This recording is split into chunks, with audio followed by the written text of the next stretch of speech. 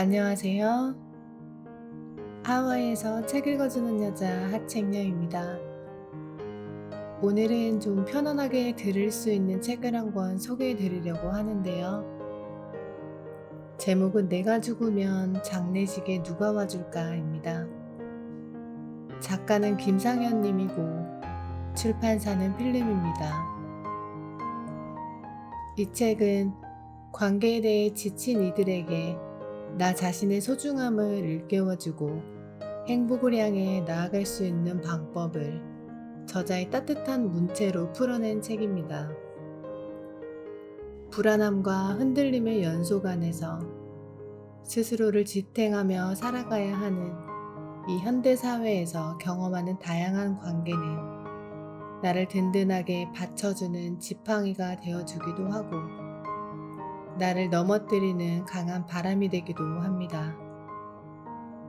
넘어짐은 나아가고 있음의 반증이라 여기는 저자는 고통 없인 아무것도 없으니 불안해하지 말고 마음을 편히 겪어내기를 바란다고 말합니다. 많은 독자들의 공감을 넘어 위로를 받은 이 책을 편안하게 들어주시면 감사하겠습니다. 시작하겠습니다.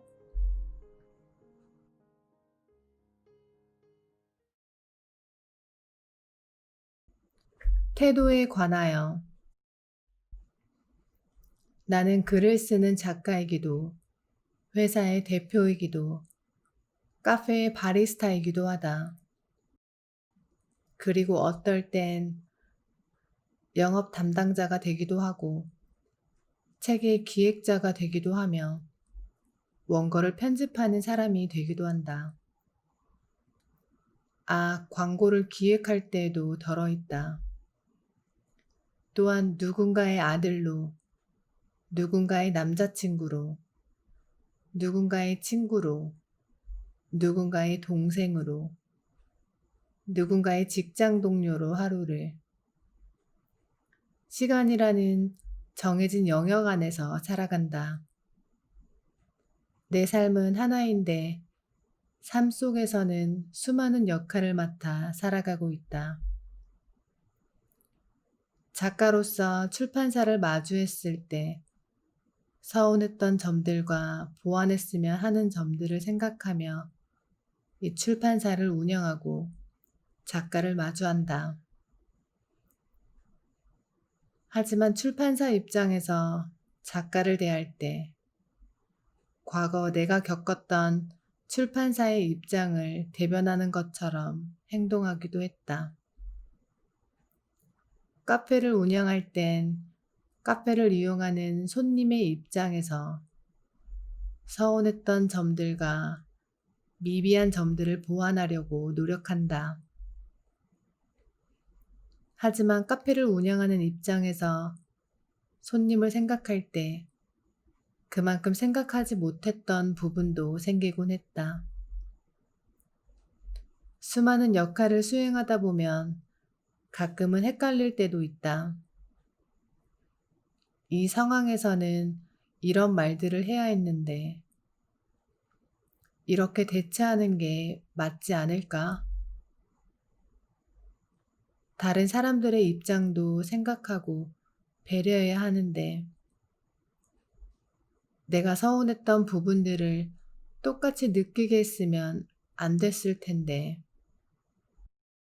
여러 생각들이 겹치고 그 위에 또 겹쳐져서 점점 버거워진다. 이렇게 살다 보면 어떻게 살아야 할까라는 생각과 함께 태도에 관해 깊은 고민을 하곤 한다.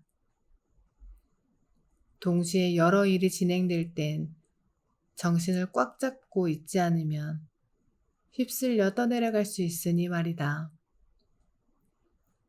내가 하는 일들은 여러 가지지만 내가 추구하고 바라는 건 두 가지다. 함께하는 것과 꼰대가 되지 않는 것. 함께한다는 것은 이렇다. 각자의 명확한 역할이 있으며 자신이 할 수 있는 범위와 할 수 없는 범위가 명확해지는 것. 전적으로 상대방의 범위와 역할은 인정해주며 존중하는 것. 적당한 공동체 의식을 갖고 살아가며 우리에게 속한 범위뿐만 아니라 타인까지도 우리가 될 수 있음을 인지하고 사회적인 가치를 창출해내는 것. 다르다고 생각되는 것들 역시 인정하고 이해하려 노력하는 것. 나와 다름을 지니고 있는 사람들의 그 다양성을 존중해주는 것. 죽기 전 나의 일생을 돌이켜봤을 때 함께한다는 태도를 갖추고 행동하려 꾸준히 노력해왔구나 라는 생각으로 마음이 따뜻해지는 것. 꼰대가 되지 않는 것은 이렇다. 나의 생각과 신념을 강요하지 않는 것. 시대가 변하고 있음을 깨닫고 변화에 발맞출 수 있는 감각을 기르는 것. 옳다고 생각하는 것들이 틀릴 수도 있음을 염두에 두는 것. 이 세상 모든 사람들에게서 배울 점을 찾는 것. 사람과 사람 사이에 위아래를 두지 않는 것. 귀와 마음을 언제나 열어둘 용기를 갖는 것. 좋은 것들을 먼저 권해볼 수 있는 것. 누군가 나를 기억할 때 좋은 사람이라는 생각과 함께 마음 한구석에 따뜻함을 느낄 수 있게 되는 것.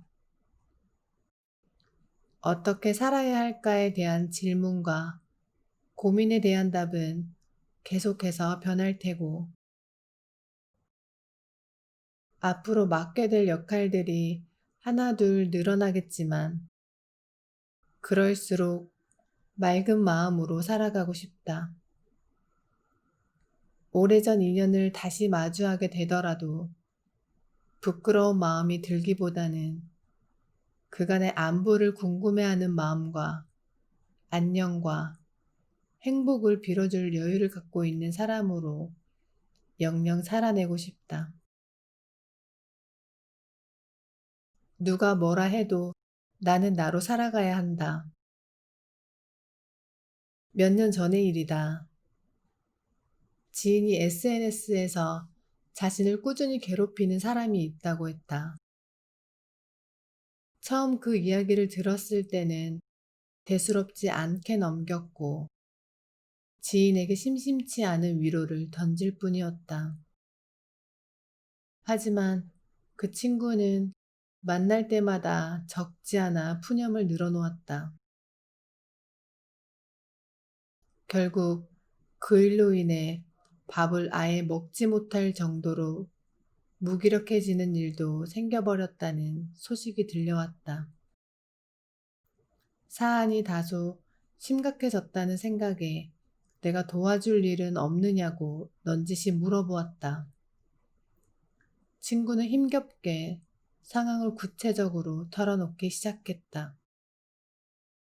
그 친구의 직업은 모델이라 그만큼 소문에 민감한데 과거가 들춰져 사실이 아닌 것까지 진실처럼 왜곡되게 전해져서 모르는 이들까지 그 친구를 욕하고 있었다.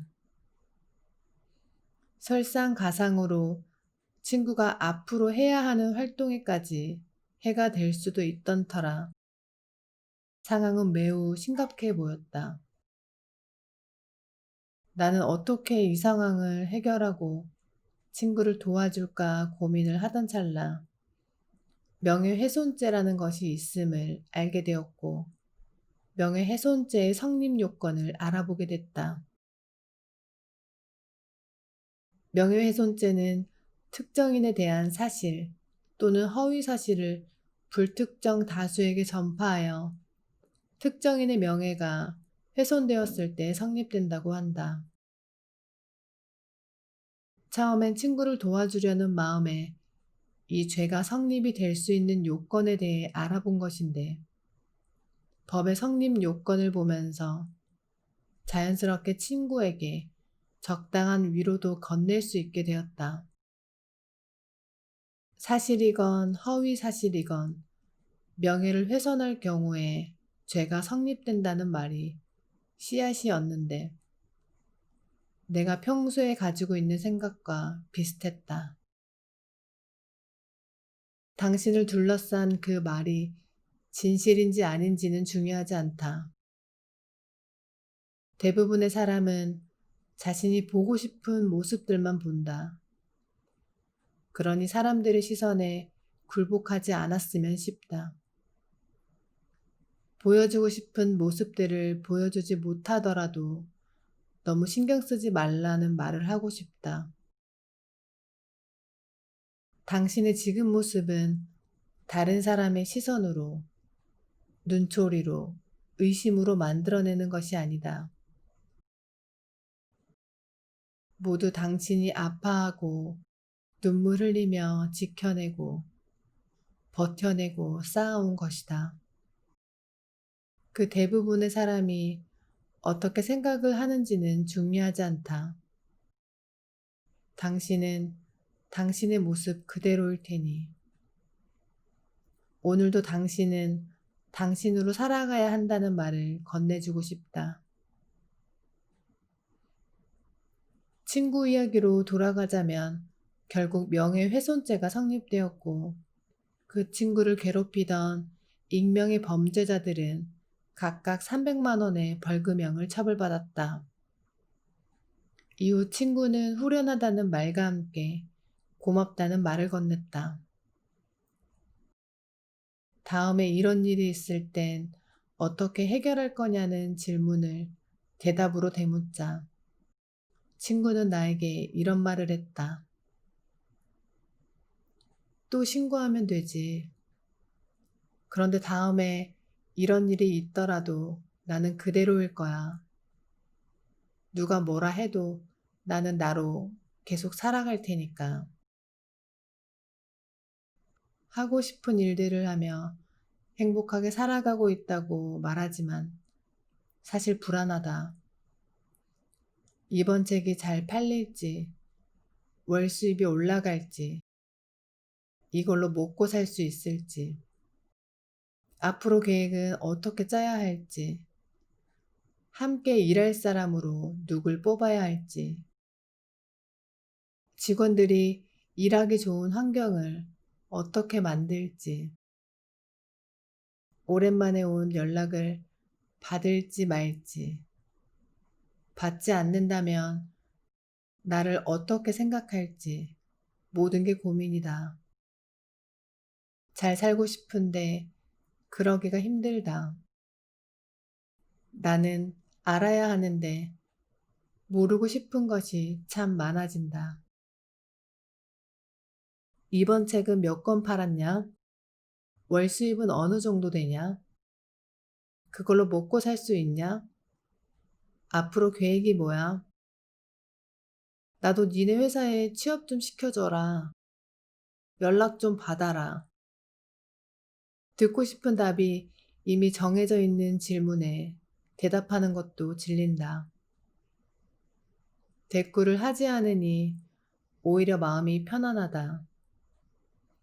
그간 큰 소리로 떠들고 마음에도 없는 말들을 뱉어대고 몇 개의 가면을 쓰고 상대방을 대하고 억지 웃음을 꾸역꾸역 지어내고 가식적인 글들과 말투로 번지르르 둘러대고 있었나. 관계가 점점 줄지만 아무래도 상관없다.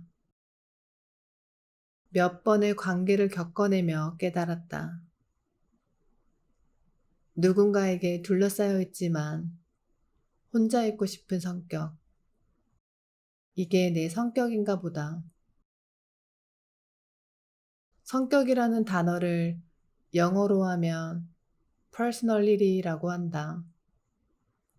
어원은 그리스어로 가면이라는 뜻이다.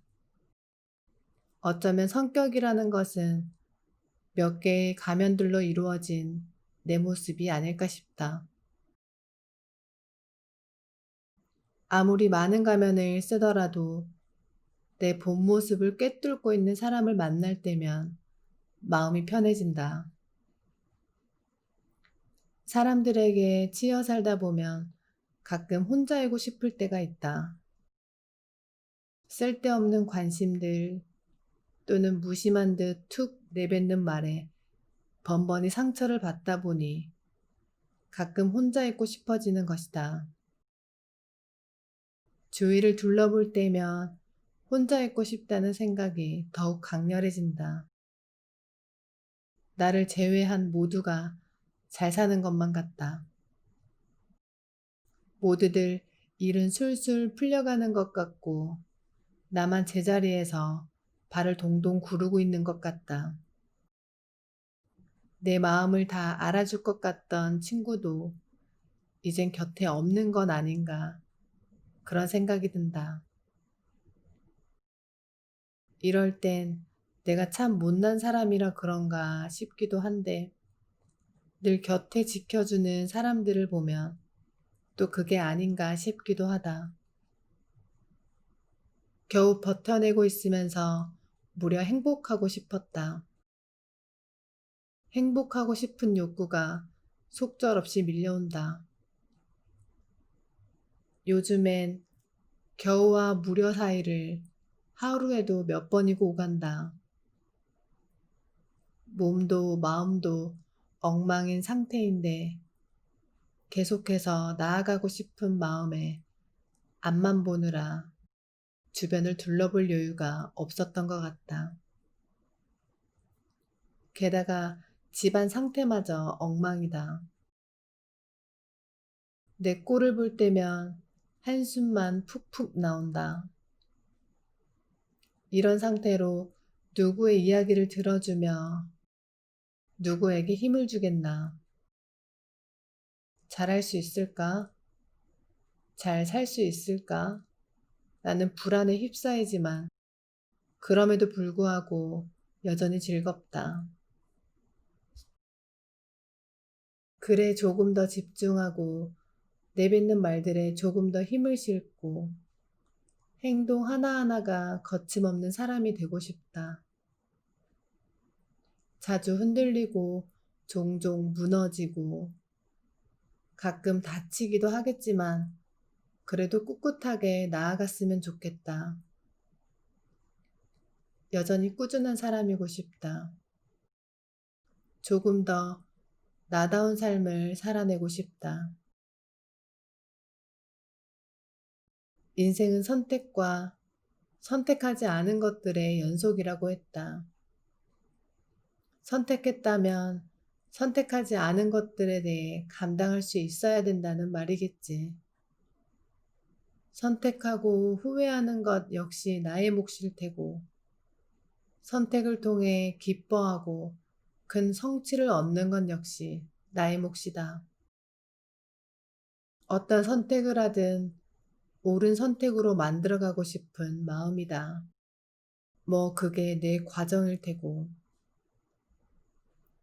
훗날 돌이켜봤을 때 그때의 나는 지금의 나를 부러워할까?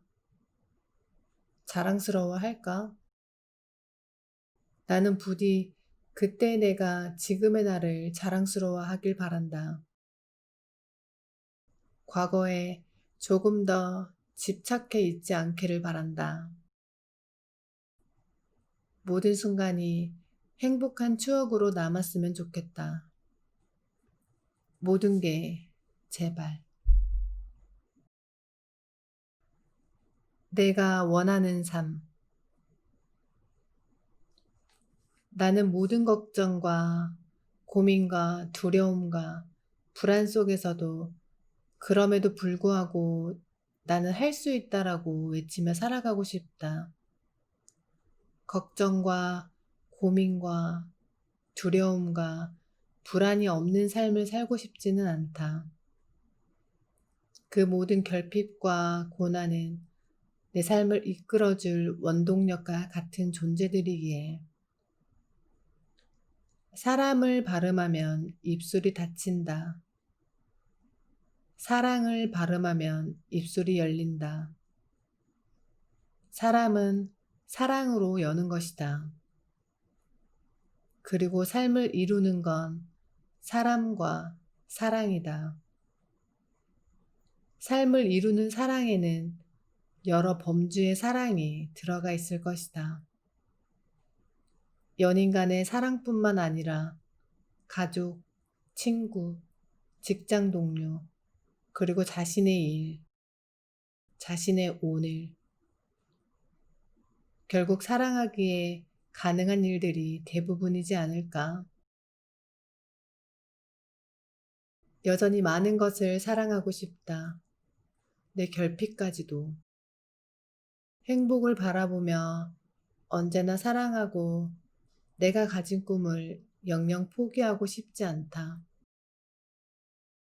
태어났으니 숨막히도록 무언가를 하고 싶다는 생각이 들었던 것들을 죽는 날까지 하면서 살고 싶다. 내 사람들에게 해가 되지 않고 싶다. 더 나아가 그들에게 그럼에도 불구하고 살아갈 수 있게 만들어주는 사람이고 싶다.